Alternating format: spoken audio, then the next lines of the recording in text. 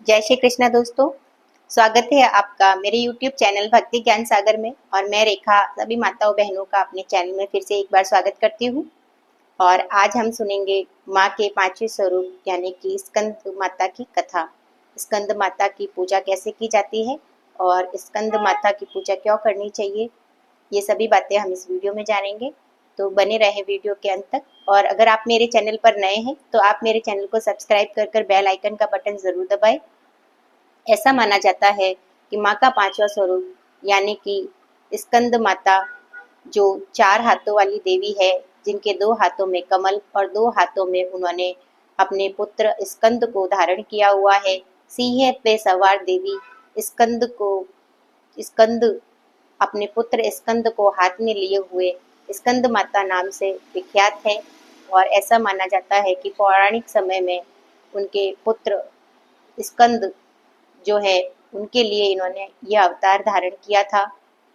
माता के इस स्वरूप की पूजा अर्चना हमें इसलिए करनी चाहिए।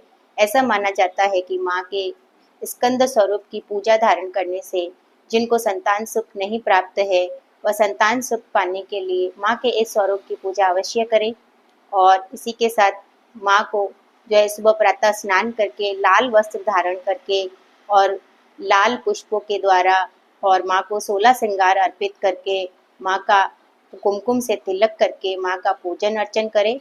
और माँ को पीला भोग बहुत पसंद है, तो इस दिन आप माँ को केले जो है भेंट कर सकते हैं। प्रसाद रूप में आप माँ को खीर के अंदर केसर डालकर भी चढ़ा सकते हैं। इसी के साथ माँ के इस स्वरूप की पूजा करने के बाद माँ की कथा सुननी चाहिए। और वह कथा इस प्रकार है। माँ पौराणिक समय में एक ताड़कासुर नाम का राक्षस था और उसका वध सिर्फ शिव के अंश से ही हो सकता था। तब शिव के पुत्र स्कंद को जो परीक्षित करने के लिए माँ ने अवतार धारण किया। और हिमालय राज की पुत्री होने के कारण माँ का नाम पार्वती पड़ा और शिव की प्रिया होने के कारण माँ का नाम महेश्वरी पड़ा। और इसी के साथ स्कंद कुमार को परीक्षित किया और उसके बाद स्कंद कुमार ने ताड़कासुर का वध करके धरती को जो है पाप से मुक्त करवाया।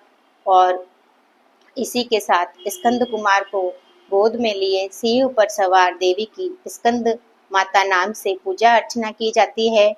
और ऐसा माना जाता है कि जो देवी गण जो भी भक्तगण देवी के इस स्वरूप की पूजा करते हैं, उन्हें संतान की लंबी आयु के साथ संतान सुख प्राप्त होता है। तो आप माँ के इस स्वरूप की पूजा अवश्य करें। और साथ ही ओम नमो माँ कुसुमांडाय नमः नाम का उच्चारण आप पूजा विधि के दौरान करते रहें और माँ अपने भक्तों पर अवश्य प्रसन्न होंगी। और इसी कल आशा के साथ जो है यहाँ पर ये कथा संपूर्ण होती है। और मिलते हैं माँ के अगले स्वरूप की कथा के साथ। तो अगर आपने अभी तक मेरे चैनल को सब्सक्राइब नहीं किया है तो आप मेरे चैनल को सब्सक्राइब कर लें, ताकि आगे आने वाली सभी व्रत त्योहार के नोटिफिकेशन आप तक आ सके। जय माता दी।